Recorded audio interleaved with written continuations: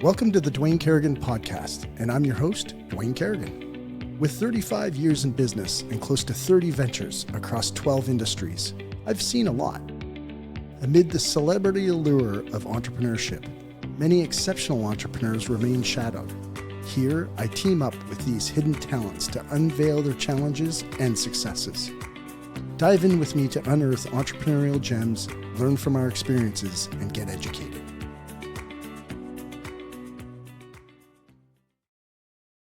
Ladies and gentlemen, I have Robyn Benincasa on the podcast today, and I'm gonna actually say this first. I've never done this on a podcast before. Robyn Benincasa, BENINCASA.com.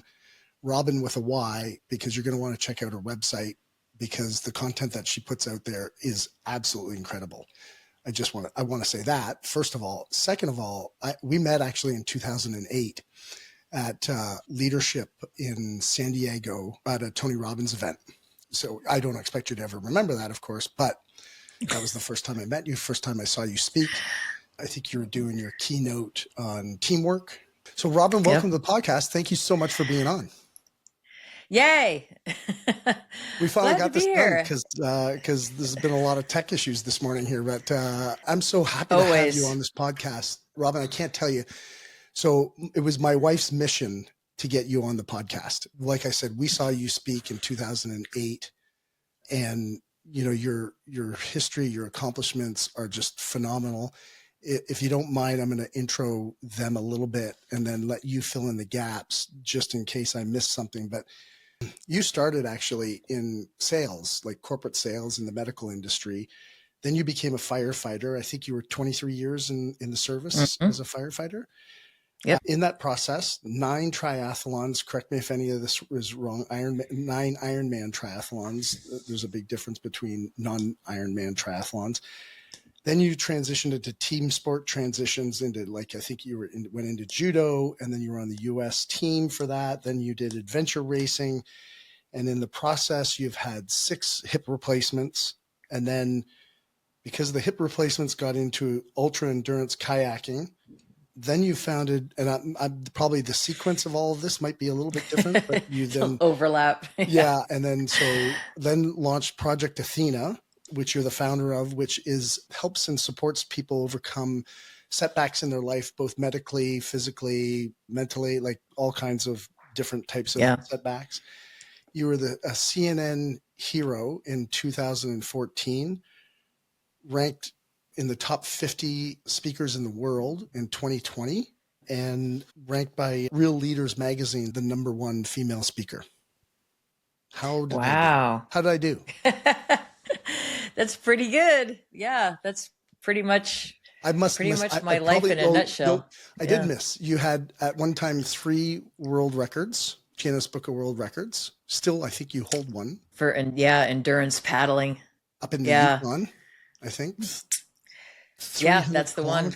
280 kilometers or something like that, I think I read. Yeah, it was 231 point something miles in 24 hours. In 24 hours? Yeah. Yeah. I mean,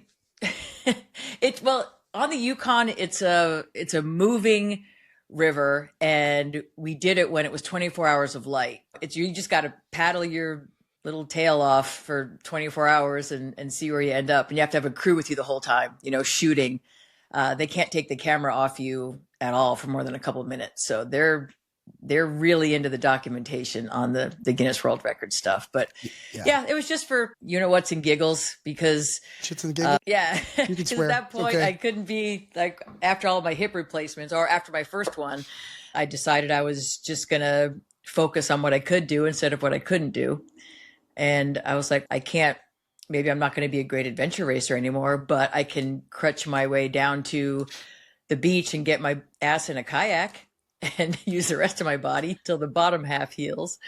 And I discovered a sport that I was really meant to do, actually, like the sport I was best at in my life. And I discovered it totally by accident from having a setback. Isn't that the way the world works, or the universe works? Working to us, right? Yeah. Okay, I have to say, so the first time I saw you speak in 2008, I was actually at leadership with a bunch of SEAL Team 6 members and a bunch of Rangers, Army Rangers. And they were like, I remember afterwards we were talking and they were just so blown away by you. And one of the things that, if you don't mind, I would love, like, there's so much you've done in your life and we're going to get into all that. But when I read and when I saw you speak the first time, and even when I was just going back over, your history, the first question that was popping into my head as I was reading all this stuff going, who the hell does all this? It's amazing to me, the resilience, the fortitude, the whatever it is, like, I don't want to put, but I'm curious, what is it for you that drives Robyn Benincasa to do so much? Wow. I think I was born this way. I've always had a goal. I've always had a thing. I always wanted to get straight A's, and I always wanted to be the best at whatever sport I was doing at the moment. And then I had great coaches and teammates around me that showed me the impact of hard work. I feel weird when I don't have a mission. I feel weird when I don't have a goal. I get my energy from progress. I have to put something on my calendar and I have to be making steps towards it, or else I don't feel alive. For years and years, it was school, and then it was racing, and then it's, different things in business. And that's the kind of wish I've always had for, like, all my nieces and nephews when they're born. Like, my prayer for them is that they kind of find something in their life that they're so passionate about that it wakes them up at night to dream about it. Because I think that is what drives the human spirit, is having a mission, having a goal, completing it, moving towards it, then completing it. Humans really feel alive when they're progressing towards a goal. And I hate the weekends because I have to, like, slow down and I make less progress because there's fewer people answering their phones and connecting to email. But I always like to have that feeling like I'm swimming upstream towards a goal, because real goals aren't downstream. You can't just chill. You can't just chill and relax and get to them. You got to swim upstream. And so you always have to have a goal upstream and be swimming for all you got. If you don't mind, I'd love to just dive a little bit into that, because I'm, as I listen to, as I do these interviews, I always try to think, like, what would be the listener's next question? I don't show up to these conversations with any pre-questions done at all. I just let the universe or grace or serendipity or whatever show up. And the thing that kind of pops in, is this something that was always, you were always like this? Like, you mentioned that you did this in school, you wanted straight A's, but what fed it? Were you looking for someone's approval, whether it be your mom, your dad, whatever? Or was it like, what was the driving force in the very early days that made it? Was it competition, the will to win? Like, where would it come from? No, I mean, I think it was just to see if I could do it, just to see if I could. I mean, I'm a competitor, no doubt, but I don't remember, like, in school necessarily competing, like academically or anything. Competed in sports, of course, but no, it was like, for me, it's just to achieve the highest level or the best thing that I'm personally capable of. Because if I'm not on that mission, I am sad about it. Like, I'm like, okay, I have these God-given skills and talents, and if I surround myself with the right people, there's no reason I shouldn't maximize on what I've been given. Kind of the gifts I've been given to have this will and this body and this brain, and to get through all kinds of challenges and setbacks and keep driving forwards. I feel like it's what I owe to, I don't know if your listeners believe in God, or, I feel like it's what I owe to myself and to God, and to just maximize what I've been given. And as I get older, the more I want to do it for others instead of for myself. So I guess the next question that leads to me that came up in my head was, is this something like based on your experience, and not just your experience being a speaker and doing the things that you've done and the accomplishments, like I forget how many adventure races have you done? Over 40. Yeah, I think I read 36 or something, but it's over 40. Like that's from 24. I guess those are the 24 hours plus, and there were 20 of the 6 to 10 day long nonstop ones, like the eco challenges and the raid. They're like 600 to 1,000 miles or something like that. Like, yeah. And you're on a team, and you have to all stay together from start to finish. And there's no motorized transportation. So it's kayaking, mountain biking, whitewater rafting, mountaineering, and the clock never stops. So if you sleep and when you sleep is all part of your team strategy, and you have to navigate yourself your own way. Like there's no GPS. You have to use a map and compass and navigate the entire way from start to finish. And, the physical part obviously is really hard because you're going 6 to 10 days, totally nonstop. Not totally nonstop. If you want to win, you get about an hour and a half of sleep every 24 hours, to keep yourself together semi-mentally. But the real kicker is that if you lose one person, like if one of your teammates quits along the way, your entire team is disqualified. Oh. So I know, that's the kicker. So what we learned is that, it wasn't just about 4 decently talented and well-trained athletes moving through the universe together. It wasn't about being just great team members. We discovered that the win went to the great teammates who would never let a teammate down, would never let a teammate go in the hole, that cared, like the top teams cared about the other 3 or 4 people on their team just as much, if not more so, than they cared about themselves. And so it kind of made us de facto world-class team builders at the time. And we were never the most talented, best athletes, but we were some of the best teammates. And that's kind of what led to, I might be going on a mini tangent here, but the way that I accidentally became a speaker as a total introvert human being is I was asked to speak at a reader conference for Fast Company magazine, because right after we won the world championships in Ecuador, Fast Company magazine was doing an article entitled Extreme Teamwork. And they had a pretty cool idea. They wanted to take a look at some of the world's most consistently high-performing extreme teams and see what they interviewed all of us to see what they could learn and glean from us and then apply to fast-moving companies. And so our team kind of got sucked into this article with a team from, NASA and Industrial Light and Magic, like really cool, interesting teams from different walks of life that were operating at a high level in these really challenging, constantly changing situations. And it was a really popular article, evidently. And when they had a reader conference, they asked somebody from each of those teams that they interviewed to come and speak at their reader conference. And I drew the short straw on my team, because none of us wanted to do it. Like all of us are just like, we want to be in the woods doing cool shit and, and crossing finish lines. Like it was unimaginable for me to be standing in front of a room of people. And so I had to come up with a presentation. And at the time, it was the 10 essential elements of human synergy. And my idea was to sit down and think of, okay, what makes our team different than the other teams? Because we're all pretty decently well-trained and talented athletes.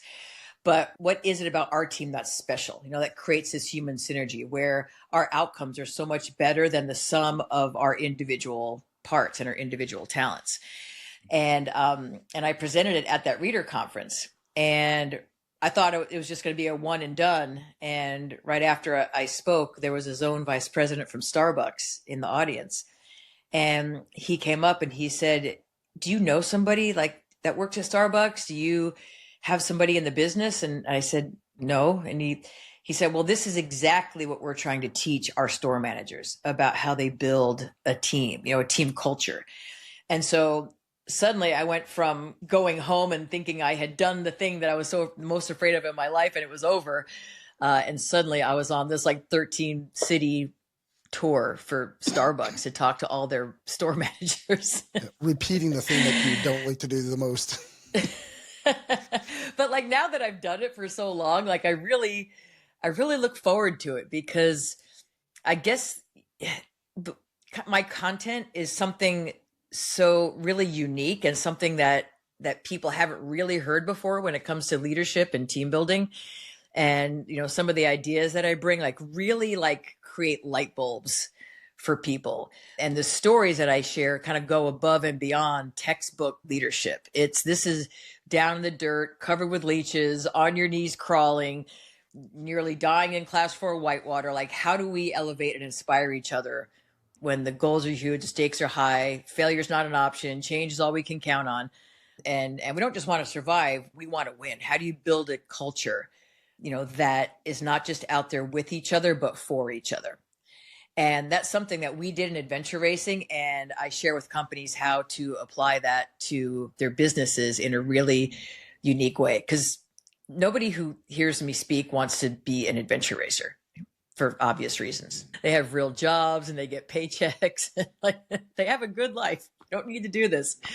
But with what they're doing every single day, they really are in an adventure race. And then, you know, I kind of explain why. And, you know, because I'm like, okay, tell me if this isn't your life.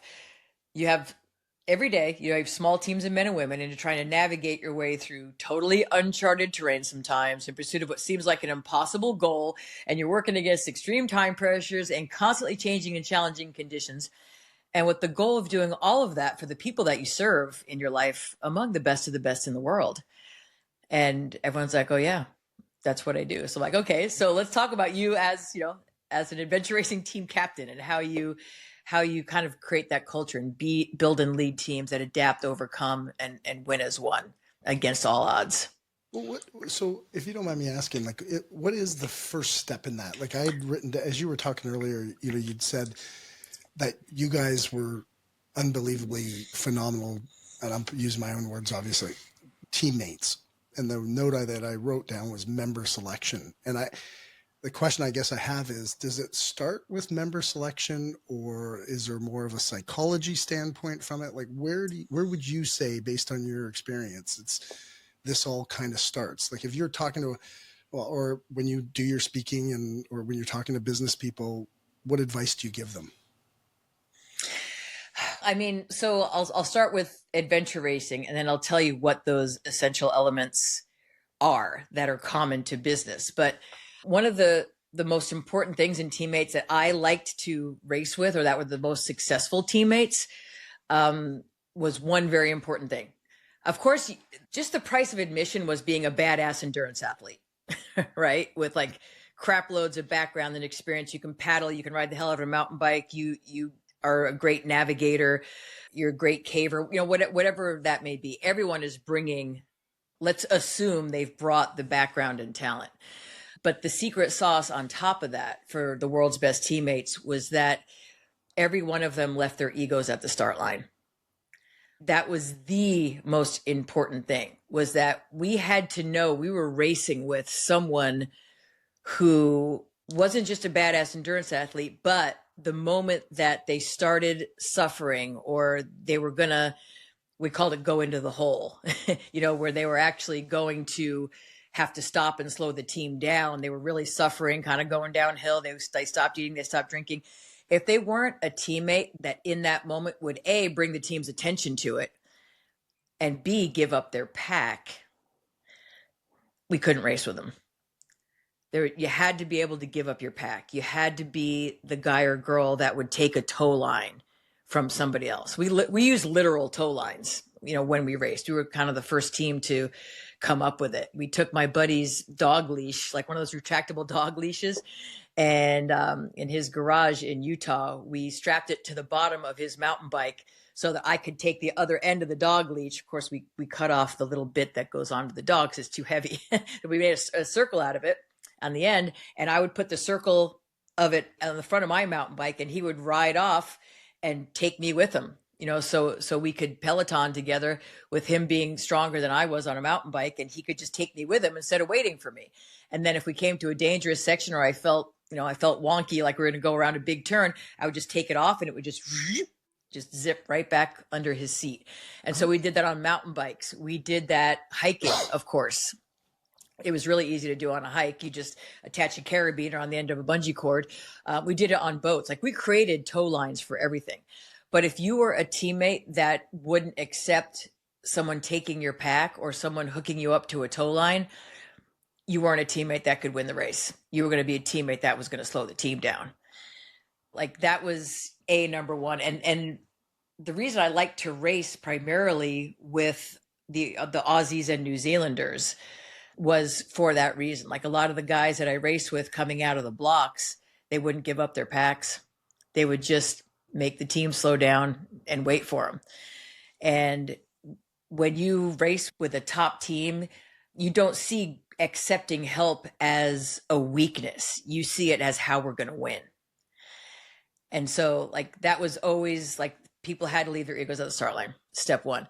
So to create that culture, here's the 8 essential, what I call the 8 essential elements of human synergy or high performance teamwork. And it's actually an acronym for teamwork. And it kind of happened that way as I was writing it down for the Fast Company magazine presentation. I started writing down like what made us different. And it was almost like a perfect acronym for teamwork. The T is total commitment, not to the start line, but to the finish line, to each other, to the mission. And it's demonstrated and inspired with, you had to have 4 Ps in place to show your total commitment. First of all, an incredible plan that's constantly communicated to the rest of the team, right? Everyone has to be heading to the same place on the map. You know, sometimes in corporations, you end up in all these silos and it seems like people are heading to multiple different locations instead of the same place on the map. So there has to be that consensus. Where's our next checkpoint? And how are we going to get there with the same, mission, vision, value, strategy, and tactics along the way? Elevated sense of purpose is the second P in total commitment. What is your why? You have to have something bigger than yourself that gets you out of bed or gets you off the ground when you've only slept an hour that night on a glacier. You have to be able to find it deep within yourself to get up and keep going. And that's usually your higher sense of purpose. In our case, that sense of purpose was the team, was each other, was never letting each other down.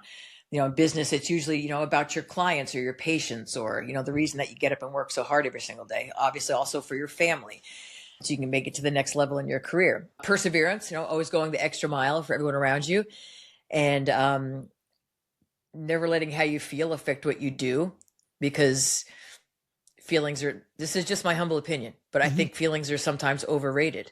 Like, I think you show your commitment in what you consistently do, regardless of how you feel about something. You might not want to give up your pack, but you do. You might want to sleep another hour in the transition area, but you don't. You show your commitment in those ways. And then your preparation, because the luckiest people on earth are always most well prepared, because luck happens in those moments where opportunity meets your amazing preparation. Then the E is empathy and awareness, that deep human connection to each other. And a lot of that comes from connecting to the person before the point.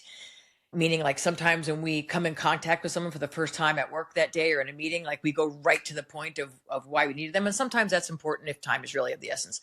But, I think it's important to connect on that human level with your teammates.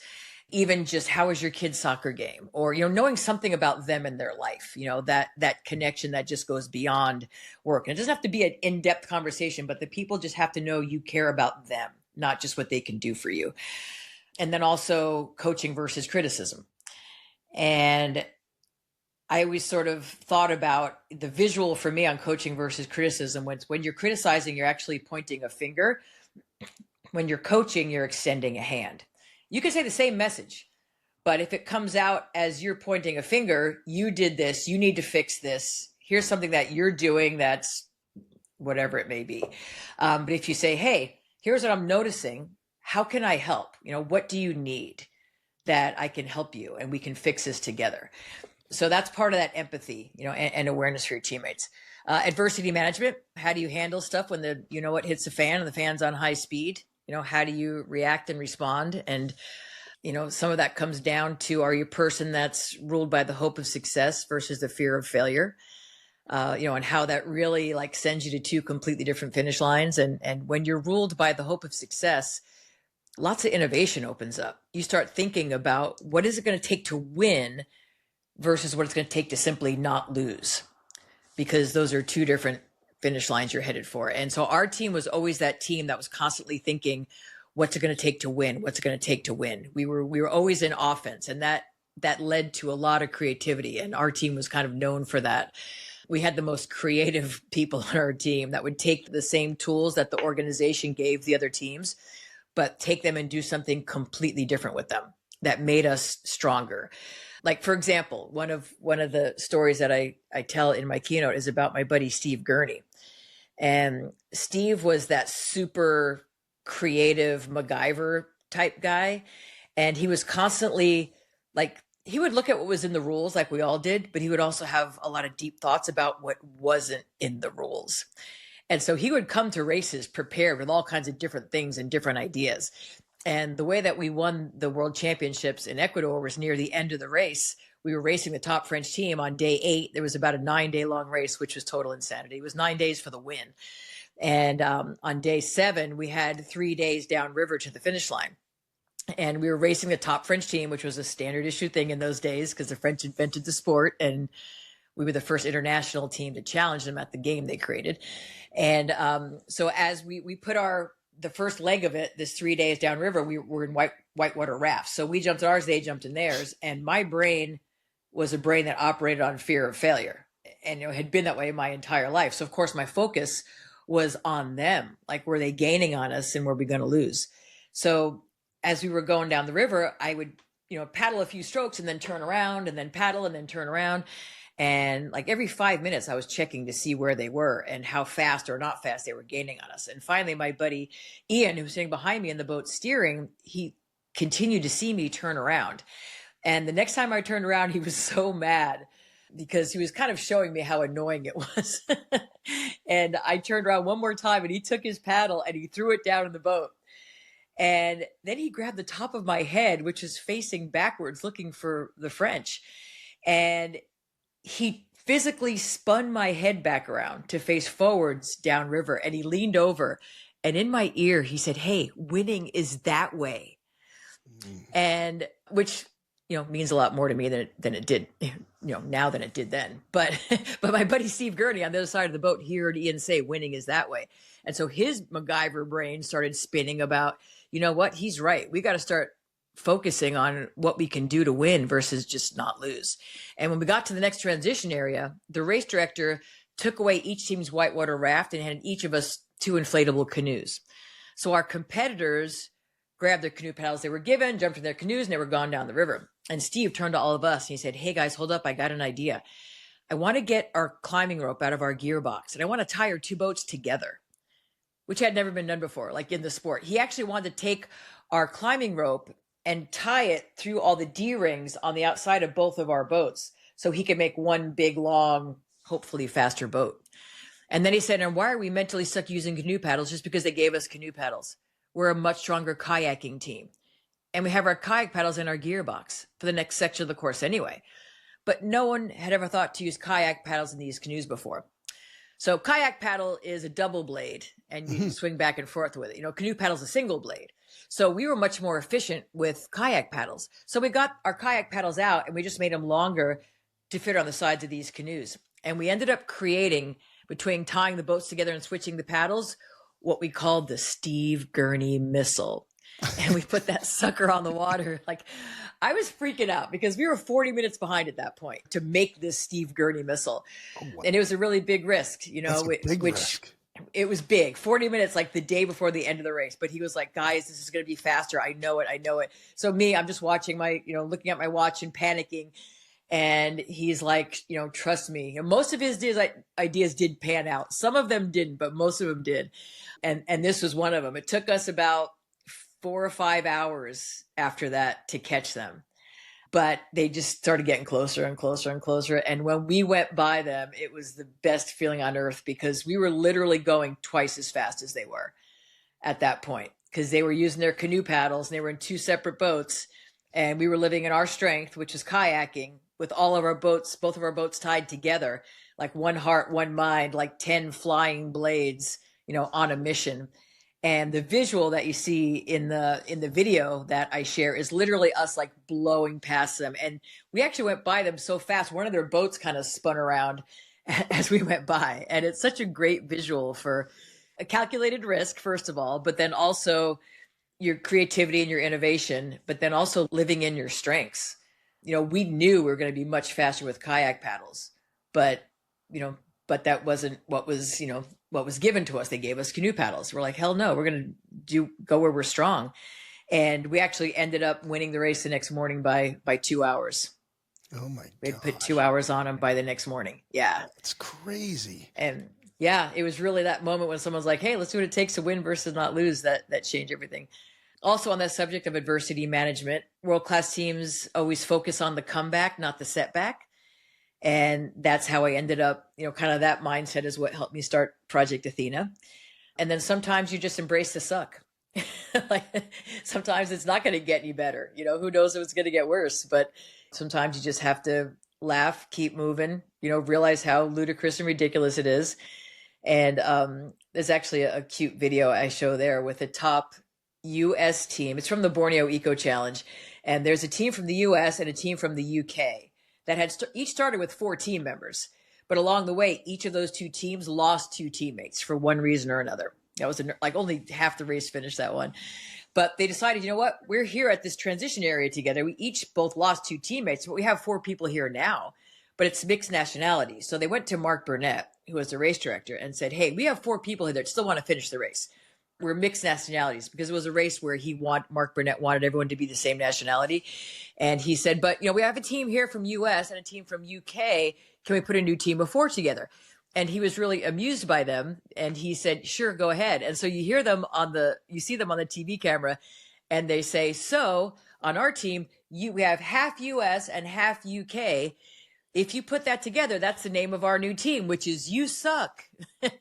And we suck. And they just like laughed their way all the way to the finish line. Like the whole entire race, they were just bagging on each other, making fun of each other. And they finished the race and they had so much fun. They actually came back to race together the next year. Together. Which is together. Oh, cool. Yeah, which was just the best. Okay, so then mutual respect is the M in teamwork. And then we thinking versus me thinking. That idea that the African proverb really is true, that if you want to go fast, you can go alone. But if you want to go far, we got to go together. Not only sharing our strengths with each other, which a lot of nice people do, but more importantly, sharing our challenges with each other. And then I talk about how you kind of create that we thinking team, and talk about tow lines and how that operated on our team, and asking people, who can you throw a tow line to in your life? Like, what are your strengths you can share with others? And in what ways can you grab a tow line, from other people, or rope up to other people? Because you've seen people in mountaineering, right? When the mountain gets steeper, when it gets uglier, when the weather gets shitty, when you're on glaciers that are, opening up huge gaps, or on a crappy couloir, like people rope up to each other. And it's not even just for safety. It's so that you have instant access to other people who have strengths or background or experience that you don't have, so that the team can get to the peak where an individual might not be able to survive it alone. So who else is your we? Because I think a lot of times we think of our we as just maybe 1 or 2 people, or like our universe is pretty small, but but who else can you rope up to? Like, what other subject matter experts? Or, sometimes your clients and your customers are a great part of your we, and your family and gurus and mentors and your vendors, partners and suppliers. Like, just expanding your vision of who we hope you consider a part of their we. Because when someone is not just a resource, but a teammate, it changes the dynamic between you. And then ownership, how do you get that 100% buy-in from everybody on your team? You have to have that real deep ownership of the project, ownership of the mission, and how do we create that in our teammates? And then the R is relinquishment of ego. Sorry, what was the last one? I'm making so many notes. Ownership. Yeah. Ownership of the mission. No, the one before how do that. Work. Yeah. We thinking. Yeah. We thinking versus me thinking. Okay. And then the O is ownership. Okay. And then the R is relinquishment of ego. And relinquishment of ego just cracks me up, because this is where I put up a photograph on the screen that it still cracks me up to this day, because it's basically like there's 10 people running on the ground towards the camera, and you can tell they're like multiple different teams. And then there's one horse in the picture in the middle of all these 10 people running on the ground. and there's one person on the horse, and that person on that horse is me. And it's at a race called the Primal Quest. And it's a race where I had to totally leave my ego at the start line, because right before the race, it started with a 100-mile run off the gun. And the race director, right before the gun went off, did a little plot twist. He brought each team a horse. And it was a 4-person team. And he was like, well, this is now your 5th teammate for this first 100-mile run of the race. And you're allowed to put 250 pounds on the horse. So all the other top ranked, like top 10 teams, quickly rigged all their backpacks onto the horse and started running. And my team decided to put 2 packs and me on the horse. And so I'm the only goober at the front of this big race riding a horse. And everyone else in the race is on the ground running and like pulling their horse behind them. I'm riding the horse like a big goober. But, you know, it was just one of those moments where it's like I had to leave my ego at the start line, because I was a decent runner, but off the start line, when everyone was running at full speed, I couldn't hang with my guys off the start line. If they were running 7-minute miles, I could pull off an 8 or an 8:30, you know, for a long period of time, but they could run 7s. And so we kind of made the executive decision that, hey, I was actually the team captain on this one. And it was kind of my big moment to like embrace that difference between management and leadership. You know, as a manager, you're always a facilitator of all of your team members' success, but you don't always have to be the leader. You know, and in fact, it makes your team stronger if you're not always a leader, if you let other people lead based on their talents. And, you know, it's not about titles or tenure. You know, the newest person on the team can be bringing a talent. And my guys were just stronger runners than I was. And I knew we probably couldn't stay at the front of the pack if we were counting on me to run with my pack on at their pace, because these are, like, you know, world-class runners. And so I rode the horse for a lot of it, but I was managing. So I made sure that, you know, I was navigating. I was making sure my teammates had enough to eat and drink. And, you know, so they finished that section stronger than a lot of the other teams, because they literally had, you know, a waitress on a horse giving them food and making sure they had enough to drink. And, you know, then we were able to reserve me for my real strength, right, which was, you know, the mountain biking section, like where I could actually lead. Paddling sections. You know, I was a great paddler. I was a decent mountain biker. I was really good in the heat. And I actually throw a picture up of a couple days later when one of my teammates was really suffering in the heat. And it's a shot of him. He has his arm around my neck and I have my arm around his back. And he's kind of leaning on me as we're coming into this checkpoint in the heat, because he was falling apart, and I was able to help him because I was stronger at that point. And we also relied more on me and really a lot of the girls in the race later in the race, because for some weird reason, the men were always stronger in the first 24 hours or so of the race, but the women were usually the strongest team members the last 24 hours of the race, which is kind of a cool thing. Like, we were not only all good at different sports, we were also all good at different times throughout the course of the race. And the game became to capitalize on that. We weren't wrapped around the axle about everyone carrying their own weight and, you know, everyone being equal. Like, we saw all of our strength as something completely collective. You know, if you had more strength in this section, you took more weight or you towed somebody. If it wasn't a section that was your real strength, your job for the team was to accept a tow line, to ask for help. Sometimes me asking for help was just saying, somebody sing with me. You know, I have all these, like, I'm starting to hallucinate. You know, I'm seeing buses, and over here is Abraham Lincoln. And I walked on a glacier with Abraham Lincoln all night, and it was really cool because I interviewed him for several hours. And I was like, this is so cool. There's probably a lot of people who are listening to this podcast who have also walked along Abraham Lincoln, but not for the same reasons you did. Yeah, but like, you know, even, yeah, just times like just hallucinating, which happens a lot. Like the third night with no sleep, you just start seeing shit like Disney characters. And I really saw a bus, and, you know, to the point where I was like, you guys, let's just go sleep in the bus. Please, let's just go sleep in the bus. And they're like, what bus? I'm like, it's right there. It's right there. And I was totally 100% convinced there was a bus there. I'm on a mini tangent, but when in the Missouri River 340. Yeah. Keep going. This is awesome. On the second night, I was going to win. I go to that race to win, and I'm not kidding around about it.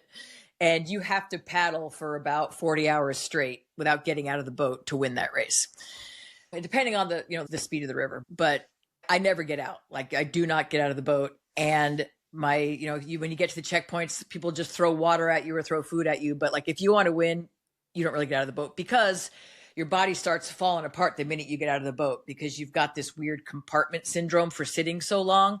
And as soon as stuff starts moving around your body, you start to get sick. And so I don't get out of the boat until the end, and then I get sick, but only after I win. So on the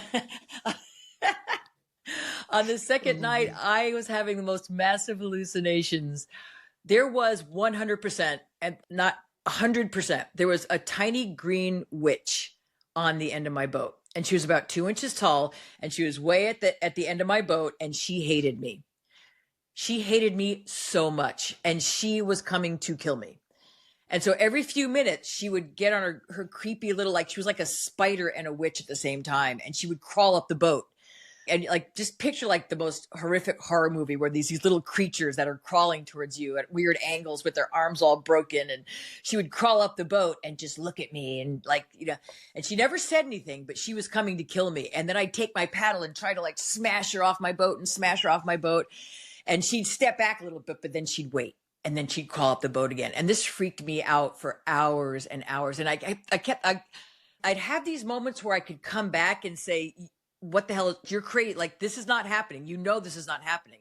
And I would like turn on my headlamp, and she'd still be there. What? Like, even in my lucid moments, that's why I was panicking. Cause like when I would come back to lucidity for a minute, she was still there. And so I'm like, this is real, to the point where I got to the next checkpoint, the last checkpoint before the final leg. And I come in, and Jeff is like, he's like, you were just yelling at me, get the witch off my boat, get the witch off my boat. And he's like, I didn't understand what you were trying to tell me. Cause I'm like, sandwich, you want a sandwich? And I'm like, no, get the freaking witch off my boat. And he's like, okay, it's gone. And he still laughs at me, because I really, like, I was 100% that it was there, 100% sure it was there. So yeah, I mean, like, so I would like just hold a teammate's hand, and we would sing show tunes. Those are my favorite guys too. One of my guys knew the whole soundtrack from The Sound of Music. So that was fantastic. And then the K, land in that plane back where I started, K is kinetic leadership. Meaning like leadership that constantly flows and changes, from changing leaders to changing leadership styles. And, changing leaders being always rotating who's leading based on their talents or their strengths in the moment. Even if it's the newest person on the team, they have something that they're bringing where they can lead. So always let people lead based on their strengths and their talents, and not their titles or their tenure. And then changing leadership styles. And this is where I kind of take a look at an article from, Daniel Goleman, who wrote Emotional Intelligence. And he wrote an article about different leadership styles and when to use them. And so we talk about, like, when do you need to be the pace setter? When do you need to be the coach? When do you need to just lay down the law, and say what needs to be done? When do you need to be a friend? When do you need to have a democratic sort of atmosphere, and just ask for everyone's input? And, and so the best leaders are constantly changing leadership styles based on what their team needs in that moment. And there were a couple of different leadership styles that were the most effective. And then I'll kind of ask the group, what do you think is the number one leadership style, to live in the most? A good corporate climate, as well as great outcomes, because that's what the article was about. How do you create this corporate climate? But most importantly, what kind of leadership styles are best for outcomes? And a lot of people think, well, you need to be the leader that gets out in front, and say, like most people think of leadership. I'm the guy out front or the girl out front carrying the flag, telling everybody what to do.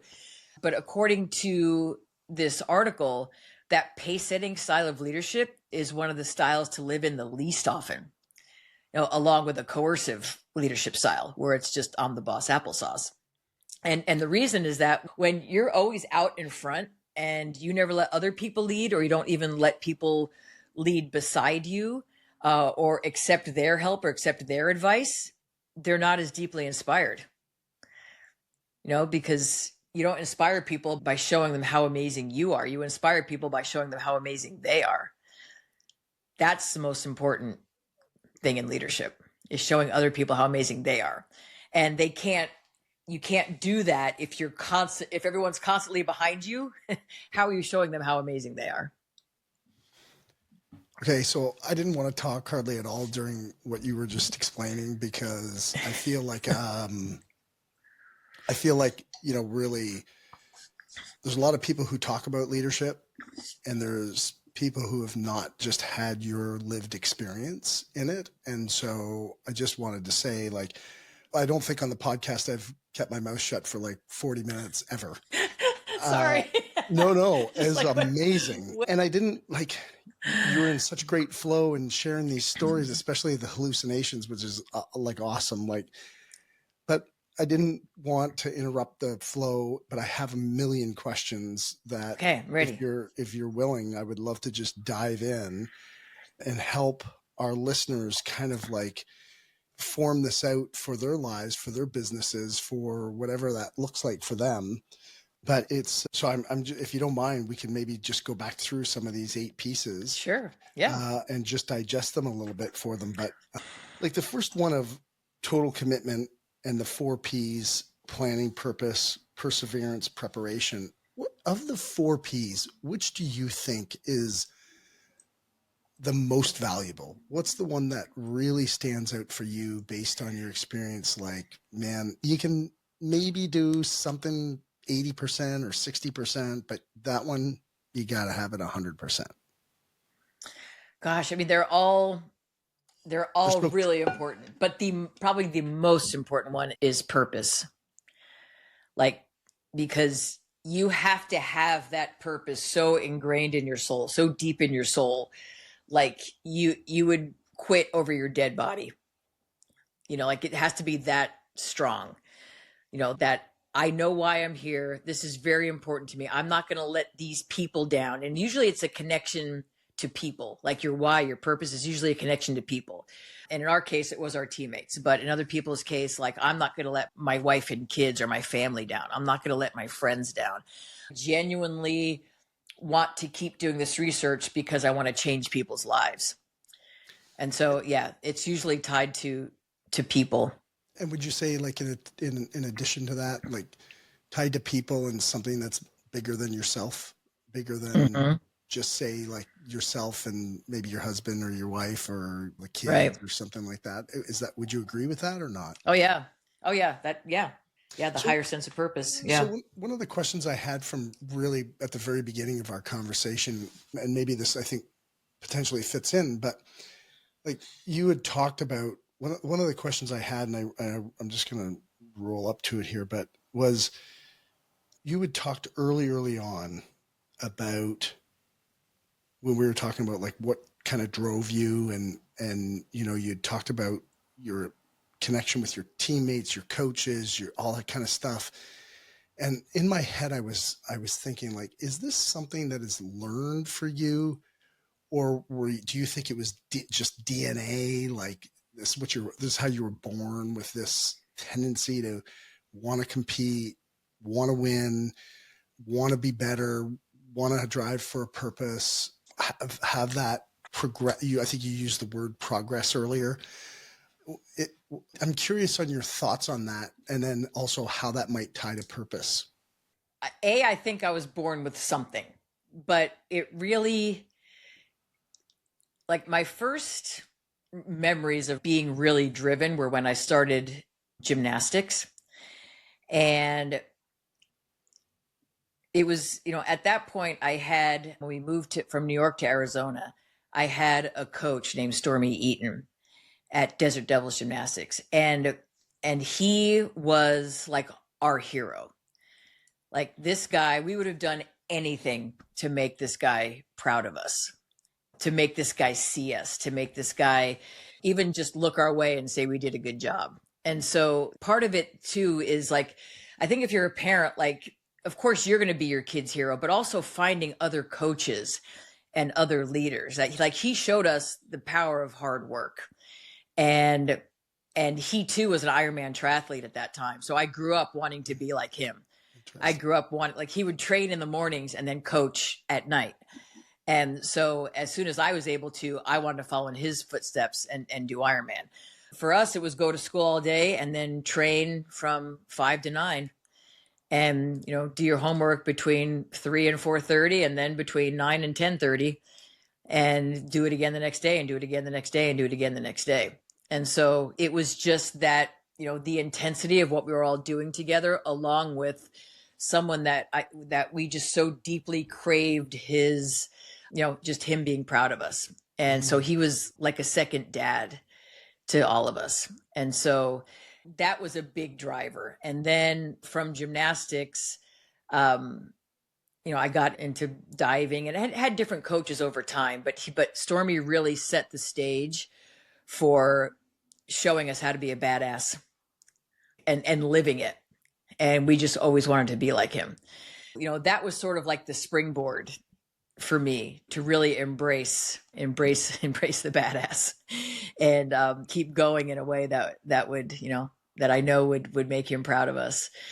So yeah, it's part coaching and then it's part, when I race with teams, it was about, of course, doing the best I could, but then that higher sense of purpose was about them. Like I couldn't look my teammates in the eye and say, I'm quitting. It wasn't never going to happen for me. It was never going to come out of my mouth. I was literally going to go to the edges of the earth to not let those people down. And that is also tied to purpose. So I think purpose is like, it's kind of a fabric of a bunch of different things. It's your personal drive and the coaches who've inspired you and the teammates who've inspired you, the family members who've inspired you. And now as I'm getting older, it's like, how can I give this back? How can I be the Stormy, for other people? Or how can I leave something that's going to matter in the world, that's going to inspire other people? And, so I think the purpose has changed over time. Project Athena. Sorry, that's your drive for Project Athena, right? Yeah. Have you ever thought about what's Robyn Benincasa's life look like without Stormy, the gymnastic coach? I don't know. Or if I hadn't left New York, like I do think about that sometimes. I don't know. Because that was like my first foray into knowing my physical capabilities, really. And so if I didn't run into him, I might be my sister. I mean, she's great. Like she got straight A's too, but nobody in my family ever did an athletic thing, really. I think my dad played baseball in high school, but we don't have any of this in our family at all.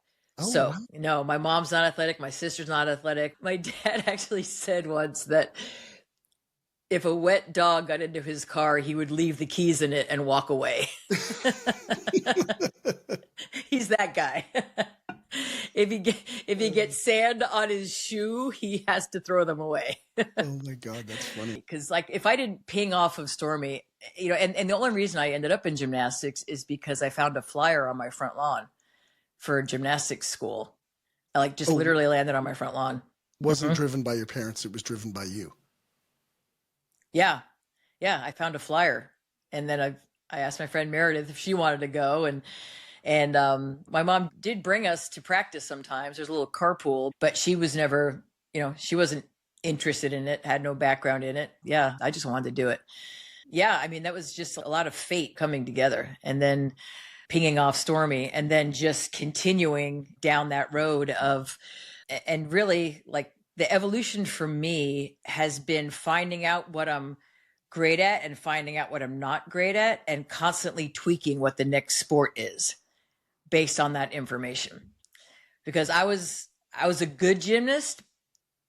I don't know. I got like three quarters of the way up the food chain, to elite level. I was not at Olympic level at all by any means. I was like two levels down from that. So I was good, but I wasn't great. And then I got into diving at ASU because that's the natural evolution for a gymnast. And I was a little bit better because as a gymnast, I was never little. I was, never that kind of little gymnast. And I had to really, really, really fight to stay under 100 pounds. And when I went to college and I started getting a little bit bigger, it worked great because I had all the gymnastic skills, but then I could become a diver. Then after college, I went to Ironman. Or I didn't go to Ironman. I went to triathlon, and I tried to do fast triathlons. Like I tried sprints and I tried Olympic distance triathlons. And I was good, but I wasn't great until I started getting into, I was like, okay, well, maybe the longer I go, the more competitive I am by comparison to the other racers. So then I tried a half Ironman, and I did pretty well there. And I qualified for Kona. And then I did a full Ironman. And I like just tweaking like what my strengths were. I was like, okay, I worked my ass off and I was never fast. Like in a pool, my legs trail down behind me as I'm going through the pool. So I was a shit swimmer. I was a pretty good cyclist, and I was a below mediocre runner. So the race had to be really, really long for me to be competitive because I wasn't fast, but I could suffer. I discovered I could suffer more than most people. And so then I latched onto Ironman, did that for a long time. Then after Kona one year, I ended up in the hospital. I think it was my third Kona. And I ended up in the hospital because there was a bunch of E. coli in the water. It was the year where a bunch of pros and Joes like me ended up in the hospital with E. coli infections in our bodies because it was in the water. And I remember laying in the hospital bed going, okay, I'm also too big to be a pro at Ironman. I'm a top age grouper, but I'm too big to be a pro. I'm not going to be able to get to that size. Then I was like, had this brainstorm. What if I did something with weight classes? And, just out of the blue, I was like, I'm going to fight. And so I went home and I started judo because I'm like, at least it's something with weight divisions. I don't have to compete against these little fast poodle girls. I can be my Rottweiler self and compete against at least people my own size. And I was even better at that than I was at Ironman.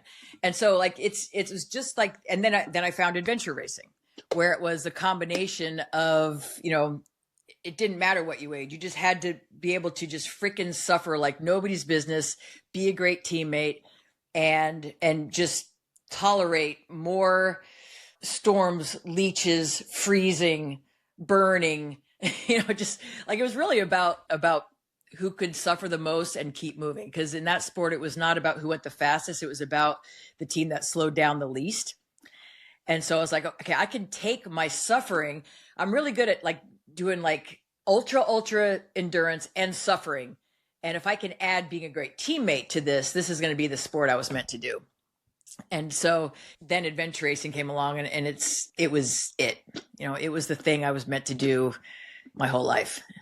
And then endurance paddling was right up there too, because I could do long sub-maximal efforts at a high level and suffer and sit in a boat for 40 hours. And unbelievable. And then go to the hospital at the end. I want to draw back some connections here for the listeners, because there's some pieces here that I feel like I picked up, but I really want to pass them by you because you're the expert in this. But so we go back early days, you find a flyer, your parents have what appears to have, or your family appears to have, no historical of like suffering, athleticism, competitiveness, like in that athletic form, maybe in business or whatever, or in academics, but not in the form that you found it. And so, just, drawing on who would Robyn be if Stormy does not enter her life? And to me, it's that drawing on like to the people, the listeners who are sitting there going like, being a mentor, being a coach to your people, or to whatever that looks like in your life, whether it's employees, whether it's people in your community, your church, your family, whatever that is making sure that we're continually reminding ourselves that we are not just representing ourselves, we are influencing others to be the best that they can be. That drops a pebble in a pond and has a ripple effect, which has cascaded for you in your life. And now you are cascading that forward, not only through your speaking, but through Project Athena. And that these are the things that, guys, that we're like, this is what leadership is all about. In my opinion, this is what drives me for my business, is like, this is what business is all about for me. And so, whether it's the part-time student that's working for us, or the mom or the dad with kids and all that kind of stuff, is like, there's an influence here in business that, to find a greater purpose than just either making money or, selling widgets or making widgets or whatever it is that you do in your business, which is like the people within it and how you can influence and coach and see them. Then the other piece here is like, that is, how you've innovated over time, how you've been real and raw with yourself and your strengths and your weaknesses. Like, I actually read somewhere when I was doing my research on you, you had a quote, and correct me if I'm wrong, and please, I hope I'm like, I know I read this, so I'm pretty sure you said it somewhere, but it's like, yeah, when I was competing in Ironmans, I was a Rottweiler amongst greyhounds or something like that. I think you had said at one point in time, so I've obviously, like, when I met you in 2008, like, and well, now, I mean, you're in phenomenal shape, you're strong, you're like, it's incredible, the athleticism that you have. But I find it even more incredible, the innovation that you've had over time to just try something new, which in business, if you're not innovating, you're dying. And so this is like such a huge mindset. Where does that come from for you? Like, where do you drive that ability to be able to look and say, I got to try something new, in that, what almost appears like a lack of fear? Hey, everybody. Thanks for tuning in for that conversation. The follow-up will happen next week. We appreciate you guys listening. I hope that it's, my hope that we bring a perspective and shared story that helps you grow and build awareness to the areas of life that you want to improve. That's the mission. Progress is where we meet happiness. And so keep growing, keep living, keep dreaming. Appreciate you guys listening.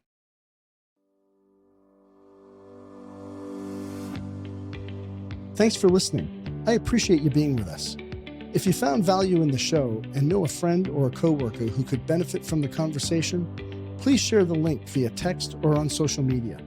Remember, each share creates a ripple effect of knowledge and inspiration. We'll see you next week. The views, information, or opinions expressed by guests during the Dwayne Kerrigan podcast are solely those of the individuals involved and do not necessarily represent those of Dwayne Kerrigan and his affiliates. Dwayne Kerrigan or the Dwayne Kerrigan podcast is not responsible for and does not verify the accuracy of any of the information contained in the podcast series. The primary purpose of this podcast is to educate and inform. Listeners are advised to consult with a qualified professional or specialist before making any decisions based on the content of this podcast.